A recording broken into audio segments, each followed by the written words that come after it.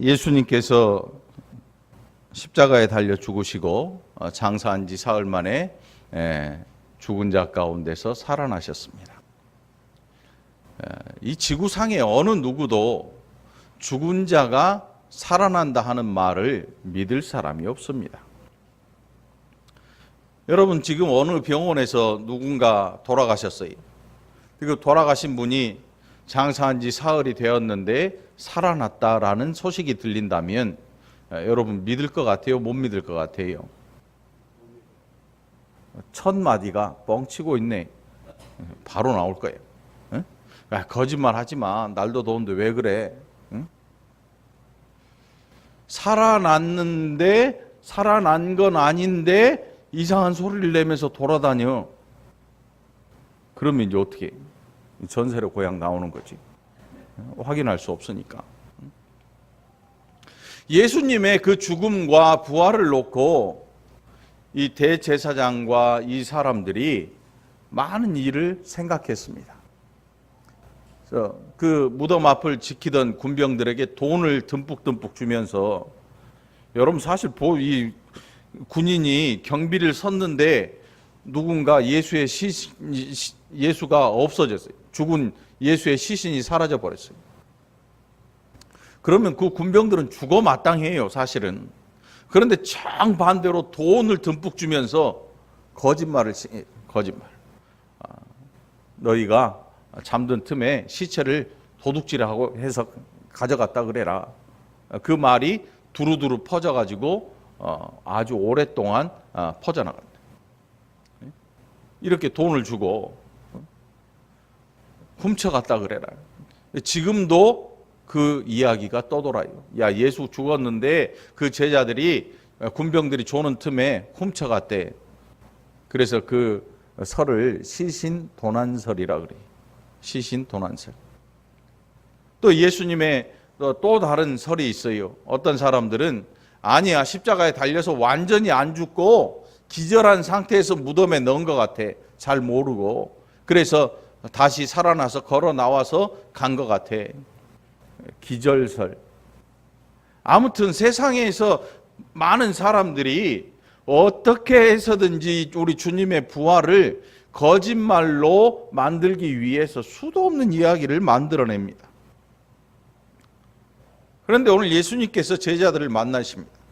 만나셔서 하시는 말씀이, 봐라, 영이라고 하는 것은 살과 뼈가 없어서 너희가 나를 보지도 못하고 만질 수도 없지만 나는 지금 너희의 앞에 서 있고 눈에 보이지 않느냐.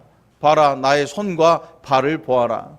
예수님의 제자 가운데 도마라는 사람은 만져보지 않고는 믿을 수 없다는 이 말에 예수님께서 도마에게 실제로 손과 옆구리를 만져보게 하셨습니다. 결국 예수님의 부활은 이 지구 역사상 실제로 일어난 사건이었고, 그리고 그것은 제자들의 눈에 보여진 일이었고, 그런데 더 놀라운 것은 이 일이 이미 기록이 되어졌다는 사실입니다. 여러분들 TV에 심심치 않게 오르내리는 그 예언하는 사람 있잖아요. 노스트라다무스. 뭐 예언서가 뭐 지구의 멸망이나 뭐 이런 걸 예언한다. 이름대로 다 입다무스, 노스트라다무스, 입다무스. 그런 예언이 아니야. 내가 알지 못하는데 뭔가를 봐가지고 이렇게 기록한 게 아니고, 오늘 예수님께서 모세와 모세의 율법과 선지자들의 글과 시편에 기록된 모든 것이 바로 이 일을 위해 기록되어졌다는 말씀은, 선지자들이 뭔가를 눈을 감고 꿈을 꾸다 기록한 게 아니고, 모세가 잠자다가 뭘 받아가지고 기록한 게 아니고, 시편의 이 기자가 시인이 이 시편을 기록하면서 자기 마음대로 끄적거려 놓은 게 감정에 젖어 있고 뭔가 시상이 떠올라 가지고 끄적거려 놓은 이 일이 이루어지는 그런 일이 아니에요. 이 일은 아주 일정해요.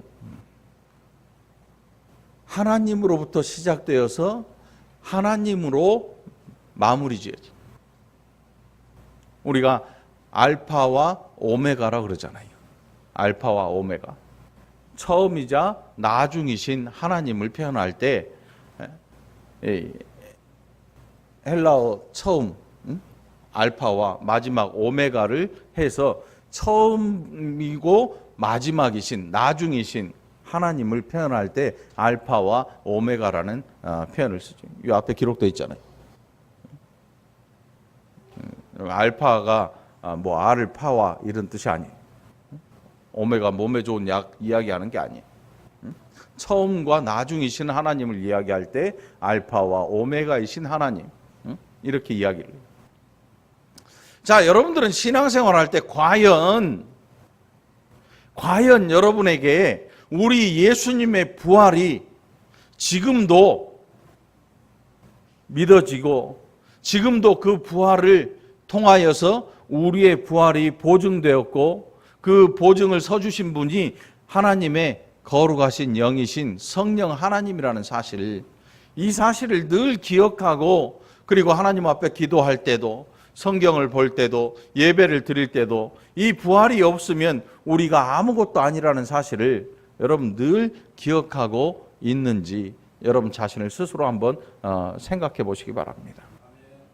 예수님의 부활이 우리의 머릿속에서 없다면 우리는 지금 잘못된 길을 가고 있는 것입니다. 잘못된 길을 가고 있어요. 저는 오늘 이 본문 속에서 예수님의 하시는 말씀 가운데 이 44절에 내가 너희와 함께 있을 때에 너희에게 말한 바 곧 모세의 율법과 선지자의 글과 시편의 나를 가리켜 기록된 모든 것이 이루어져야 하리라 한 말이 이것이라 하시고, 메시아로서 이 땅에 오신 목적이 뭐냐면 바로 이 일 때문에 오신 것입니다. 우리가 예수님을 믿게 된 이유가 바로 이 일 때문에 믿게 되는 것입니다. 부활이 없으면 기독교는 아무것도 아닙니다. 부활이 없는 기독교는 그야말로 아무것도 아닌 거예요. 세상에 그런 말이 있죠. 안고 없는 뭐라요? 안고 없는 찐빵은 껍데기라도 먹을 거나 있지요. 밀가루라도 먹으면 되지만 기독교에서 부활이 빠져버리면 아무것도 없는 거예요. 그야말로 아무것도 없는 거예요. 기독교의 힘은 어디에서 나오는가 하면, 우리가 신앙생활하는 이 교회의 힘이 어디서 나오는가 하면 부활이라고 하는 데서 나오는 것입니다. 부활이 없이는 우리의 부활도 없는 것입니다. 예수님의 부활이 없다면 성도의 부활도 없는 거예요. 예수님의 부활이 없다면 우리가 사모하는 그 나라도 존재할 필요가 없는 거예요.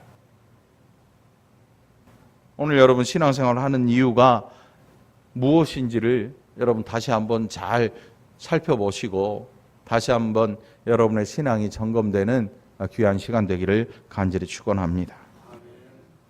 어떤 사람들은 예수님의 부활을 그저 정신적인 부활이라고 이야기를 합니다. 예수의 그 가르침이 너무나 좋아서 이 정신이 살아서 제자들에게 전수되어서 제자들이 이 정신을 가지고 사람들에게 전파하고, 결국 예수의 부활이라고 하는 것은 그의 정신이 살아있어서 전파되는 것이다.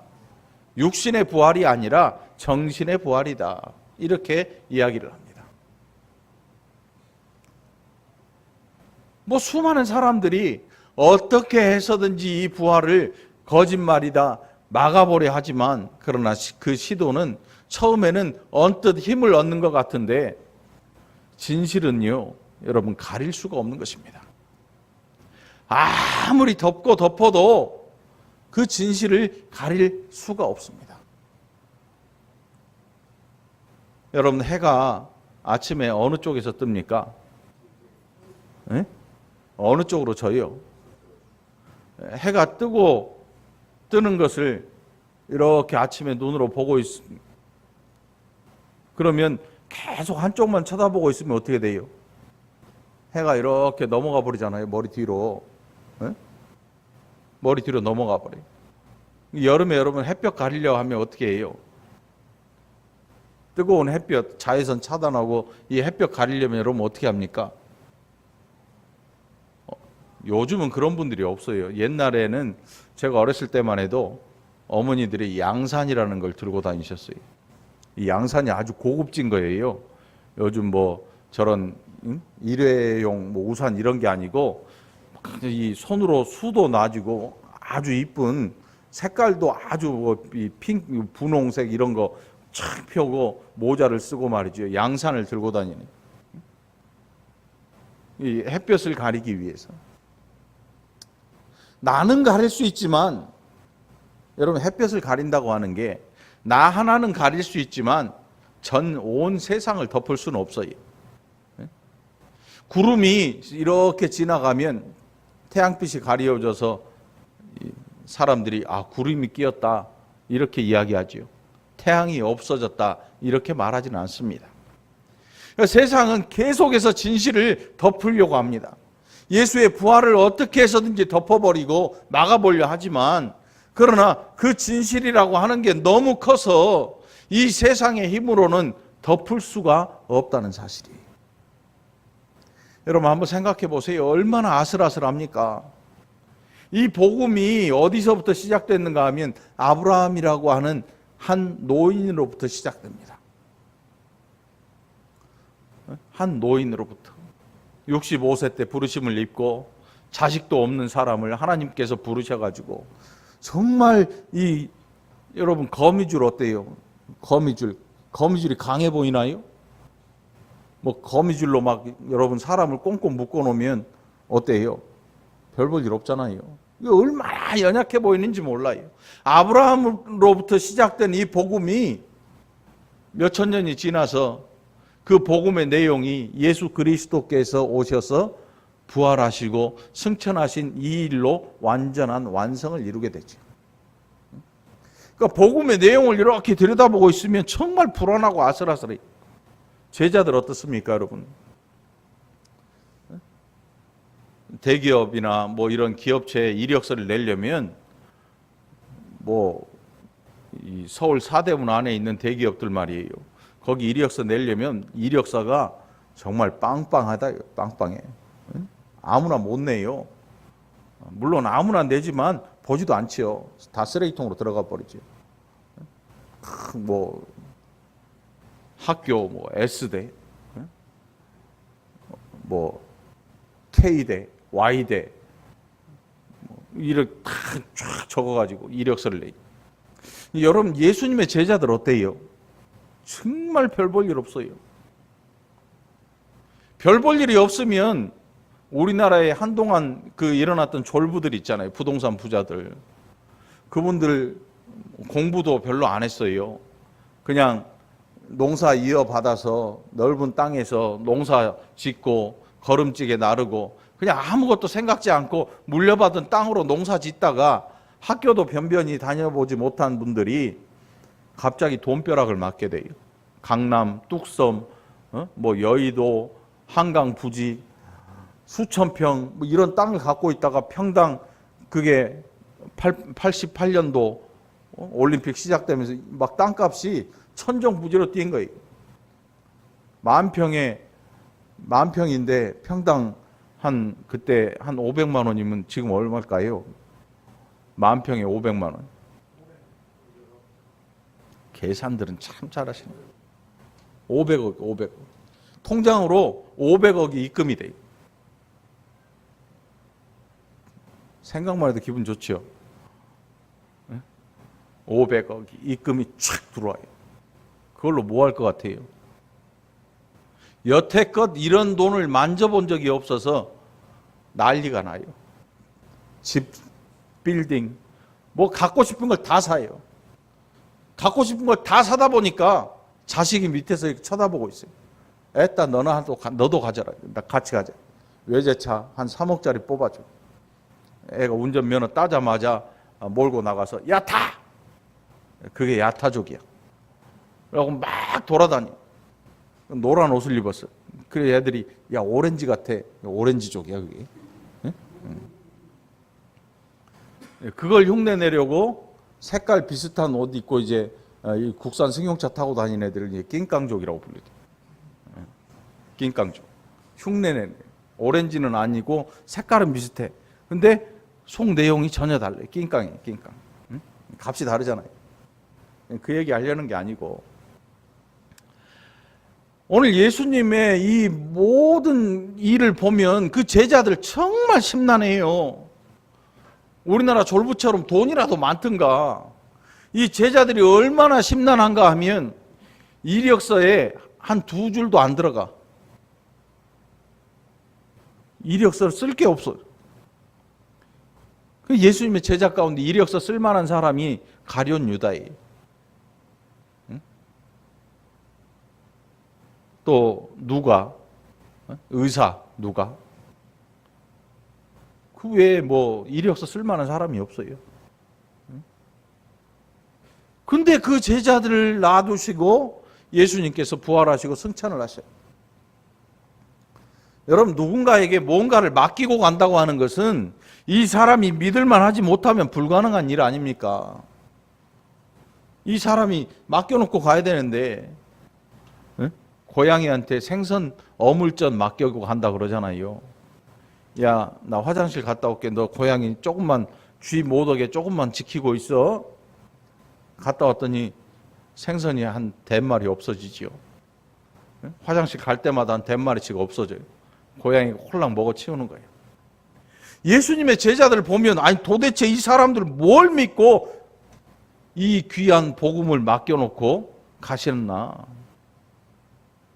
우리가 앞뒤를 알기 때문에 나중에 성령이 오셔서 그들을 변화시키고 뭐 이런 생각을 하니까, 알고 있으니까 우리는 그런 생각 안 하지요. 성경을 모르는 상태에서 처음부터 이렇게 읽다 보면, 야, 이거 대단한데? 도대체 이 제자들이 뭐야? 왜 이런 사람들 뽑아? 그런데 예수님께서 그들에게 말씀을 하고 하시는 거예요. 말씀을 하세요. 성경에 기록된 모든 것이 바로 이것 때문에 기록되어진 것이다. 오늘 다시 말하면 우리의 신앙생활의 목적이 어디 있느냐 하면 부활의 소망이, 부활의 소망. 여러분들은 온전한 부활을 믿습니까? 여러분, 예수님께서 부활하신 것처럼 우리도 하나님께서 부활시키실 것을 믿습니까? 이게 우리의 신앙의 이 표대 마지막, 예수 그리스도가 우리의 표대인데, 그 예수 그리스도의 표대 가운데 가장 정말 마지막으로 우리에게 소망이 되는, 우리에게 정말 큰 힘이 되는 게 뭐냐? 부활이란, 부활, 온전한 부활로. 그냥 예수 믿고 옛날에 나쁜 짓 하다가 나쁜 짓 안 하고 이제 눈물을 흘려서 옛날에 과거의 잘못을 반성하고 회개하고 뭐 이걸로 끝나는 게 아니에요. 거룩한 자가 아닐지라도 하나님께서 그를 거룩하게 만드시는 거예요. 예수 그리스도의 보혈의 힘은요, 죄인을 의롭다고 만들어주시는 게 하나님의 능력이에요. 로마서에는 이 복음에는 하나님의 능력이 나타난다 그러죠. 복음은 하나님의 능력이에요. 이 복음은 죄인을 의인으로 만들어주시는 거예요. 죄인을 의인으로 만들어줘요. 여러분, 죄인을 의인으로 만들려면 그 과정이 쉽지 않아요. 부모끼리 싸우는 일들이 많아요. 부모님들끼리 싸워요. 원래 자식들끼리 아주 친한 친구인데, 친한 친구의 부모님들이 싸우는데 그 이야기 내용이 뭐냐 하면, 둘이 어디 가서 사고를 쳤어. 사고를 쳤어. 누구를 흠씬 두들겼든지 아니면 장난으로 뭘 훔치다가 걸렸든지. 경찰서에서 연락이 오니까 한 부모가 막 불이 나게 뛰어가가지고 헐떡거리면서 경찰서에 가가지고, 아이고, 우리 애는 원래 착한 애인데 친구를 잘못 만나가지고 이렇게 됐어요. 좀 있으니까 이제 걔 또 다른 애 엄마가 막 뛰어와가지고 또 경찰한테 가서, 얘는요 천사 같은 애예요. 우리 애는 절대로 그럴 리가 없어요. 쟤 만나가지고 아마 쟤 때문에 그랬을 거예요. 지 자식은 서로 다 착한 줄 알아요. 나중에 서로 이야기를 하다 보니까 서로 똑같은 얘기를 하고 있으니까 이제 화가 난 거지. 네 자식이 잘못했네. 네 자식이 잘못했네 하면서 머리끄댕이를 잡고 싸우는 거지요.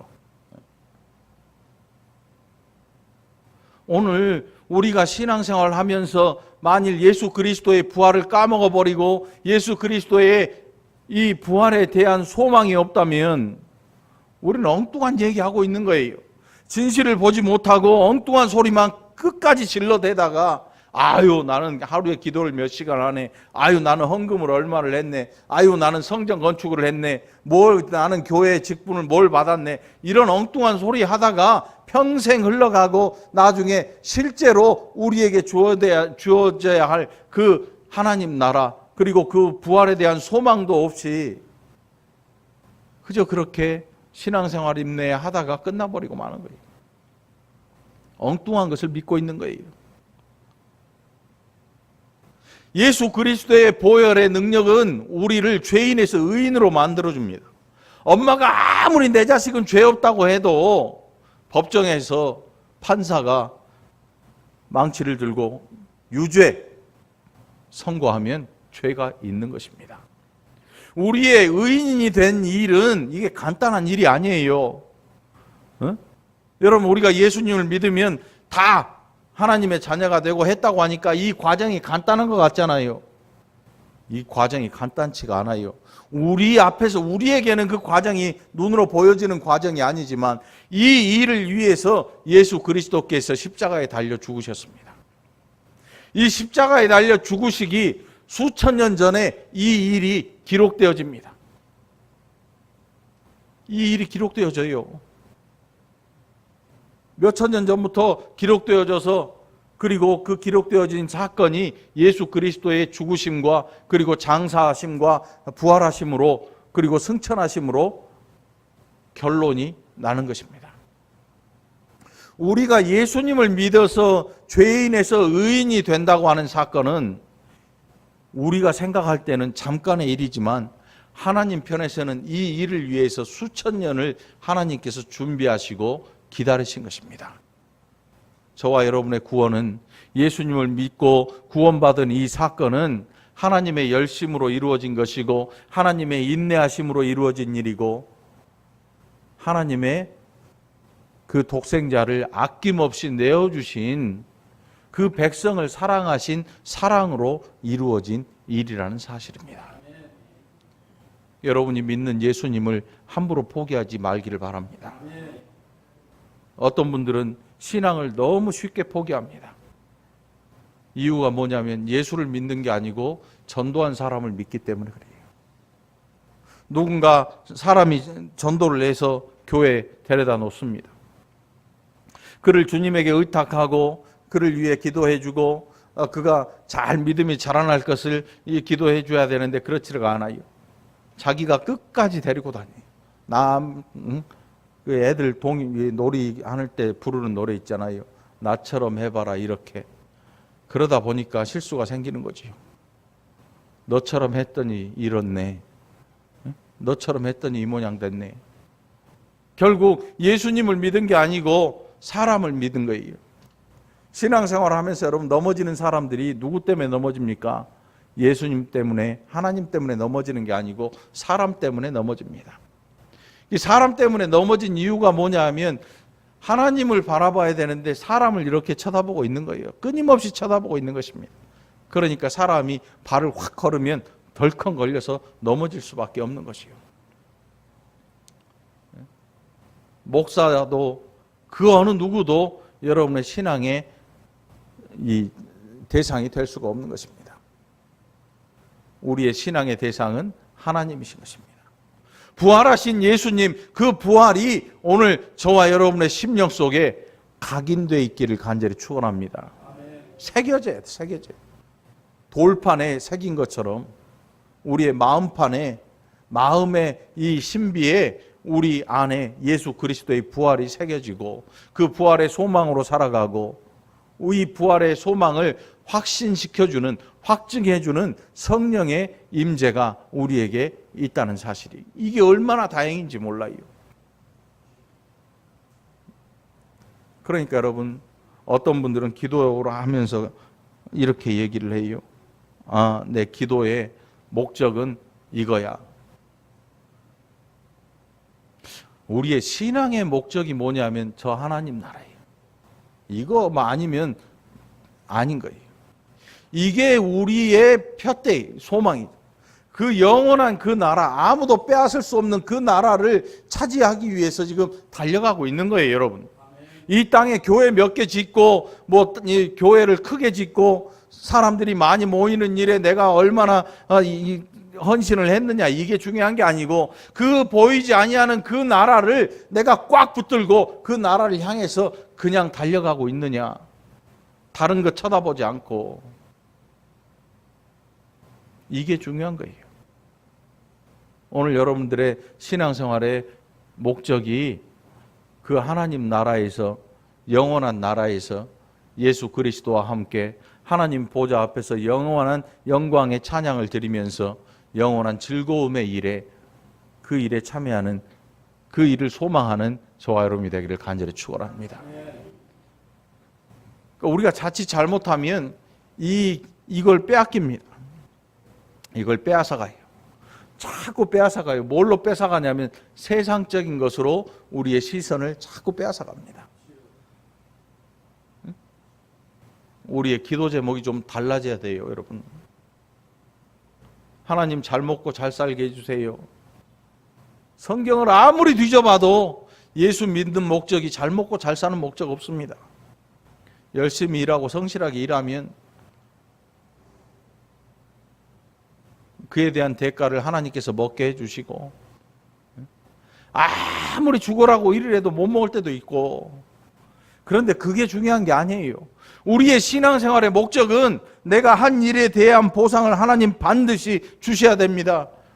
사기꾼들이 내 옆에 못 오게 해주시고, 악한 자들이 나를 만지지도 못하게 해주시고, 그런 게 중요한 게 아니고, 하나님 악한 자가 나를 덮칠지라도 하나님의 구원은 실패하지 않으심을 내가 확신합니다. 우리의 신앙은 이렇게 바뀌어야 돼요. 근데 우리의 지금 신앙은 뭐냐면, 하나님 악한 자가 나를 만지지도 내 근처에 얼씬도 못하게 이만큼 나를 보호하셔서 내가 요 안에서 나만 행복하고 잘 먹고 잘 살고 자자손손 대대로 이 땅에서 잘 먹고 잘 살게 하옵소서. 거의 이런 생각을 가지고 살아요. 우리 신앙의 목적을 보면 이게 모세로부터 선지자들과 시편의 기자들이 뭐 한다고 이거를 괜히 기록하겠습니까? 이거를 기록하면서 그 책을 보는 자들마다 이 소망을 놓치지 않게 하려고 이걸 기록해 준 것입니다. 한글로 번역된 성경 여러분 얼마나 좋습니까? 이 성경 읽을 때마다 우리 마음속에 확신이 서게 되는, 그리고 우리의 신앙을 견고하고 확실하게 만들어주는 내용이 뭐냐면 바로 예수 그리스도와 메시아의 오심과 그리고 그의 죽으심과 그의 부활과 그의 하나님 보좌 우편에 앉으셔서 나를 위해 중보기도 하고 계신다는 이 놀라운 사실을 늘 기억하면서 이 땅에서의 고난들을 인내하고 참아내고 견뎌내는 것입니다. 성경에 보면 순교한 자들도 있고, 또 어떤 분들은 정말로 많은 것을 소유한 자들도 있고, 그러나 그것은, 성경은 그게 목적이라고 말하지 않습니다. 순교한 자들의 목표는 확실합니다. 많이 가진 자들의 신앙의 선배들의 목적도 확실했습니다. 그래서 아브라함은 이 땅에 기둥 박힌 집을 짓지 않았습니다. 이유가 뭐냐면 성경에 기록하기를 그는 하나님이 지으실 한 성을 바랐기 때문이라고 기록을 하고 있는 것입니다. 우리는 그렇지 않습니다. 우리는 이 땅에 기둥 박힌 좋은 넓은 비싼 이런 집을 소원합니다. 지금 눈에 안 보이고 손에 안 잡히는 그 나라, 우리에게 별로 영향가가 없어 보입니다. 우리는 그런 나라를 별로 좋아하지 않습니다. 하나님, 지금 내가 사는 집, 지금 내 손에 잡히는 것, 지금 내 눈에 보이고 지금 내가 움직일 수 있는 건강, 이게 하나님 저는 중요하니까 일단 이거부터 줘보세요 라고 기도를 합니다. 성경 어디를 찾아봐도 그런 내용이 없습니다. 그런 내용이 없어요. 성경을 아무리 뒤져보세요. 그런 내용이 있나? 있다고 하시는 분들의 특징이 뭐냐면 성경을 잘라낸 사람들, 가위질을 한 사람들, 가위질을 해가지고 앞뒤 안 보고 그것만 보고 나는 이게 목표야 라고 사는 사람들. 성경은 앞뒤를 봐야 돼요. 신문도 여러분, 뉴스도 앞뒤를 다 들어야 이 말이 그 말이구나 알지요. 성경은 앞뒤를 보지 않으면 엉뚱한 짓을 할 수밖에 없는 것입니다. 성경은 앞뒤를 다 봐야 돼요. 여러분들 오늘 이 무더위에 오늘 부흥회 했다고 생각하시기 바랍니다. 아니 말고 우리의 소망, 그것은 예수 그리스도와 함께 부활에 참여하는 것입니다. 그 일을 하나님이 해주실 것입니다. 이것을 믿게 해주시는 분이 저 멀리 계신 게 아니고 저와 여러분의 10년 가운데 임하셔서 이 일을 끝까지 믿도록 만들어 주시는 것입니다. 내가 병에 걸려서 힘들어도 넘어져도 쓰러져도 하나님 내가 망하지 않음을 믿습니다. 깜깜한 어둠 속에 들어갈지라도 하나님 나를 빛으로 빛 가운데로 인도하실 이 하나님이신 줄 믿습니다. 이 고백을 할 수 있는 것이야말로 부활을 온전히 소망하고 살아가기 때문에 이 고백을 할 수가 있는 것입니다. 이걸 알지 못하면 엉뚱한 짓 하기 시작합니다. 막 뭘 한다 뭐 한다 하면서 큰 소리를 내고 모여라 하면서 너는 왜 안 나오고 너는 왜 정성이 없고 너는 왜 봉투가 없고 너는 왜 뭐가 없고 이 소리가 나오기 시작하는 것입니다. 신앙이 곁길로 쑥 빠지는 건 순식간의 일입니다. 신앙이 곁길로 쑥 빠지는 걸 가만히 들여다보면 예수의 부활이 사라지고 없습니다. 성경을 잘라가지고 이야기를 합니다. 그러니까 본론이 없고 맨날 그 소리가 그 소리인 것입니다. 다른 종교나 이 종교나 같은 소리를 늘 반복할 수밖에 없는 이유는 우리가 정말 가져야 될 게 없기 때문에 엉뚱한 소리를 맨날 해대고 있는 것입니다. 오늘 여러분 부활의 소망을 붙드시기를 간절히 축원합니다. 망해도 부활의 소망을 붙드시기를 바랍니다. 죽음의 자리에서 더욱 확고하게 붙드시기 바랍니다.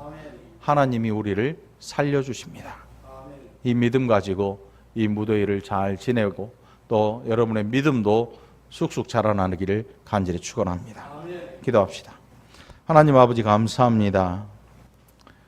어느샌가 우리의 마음속에 예수님의 부활이 사라지고 말은 부활이라고 하지만 우리의 구하는 내용들은 얼마나 세상적이고 얼마나 또 육신적인가 아버지 하나님 돌아보게 하시고 이 여름을 지내면서 마음으로 묵상하고 하나님 말씀을 통해서 우리의 마음이 또 한 번 깨어지고 부셔져서 예수 그리스도의 부활이 확고히 우리의 심령 가운데 심어지고 그래서 그 부활의 소망을 가지고 승리하며 살아가는 복된 자들 되게 하여 주옵소서.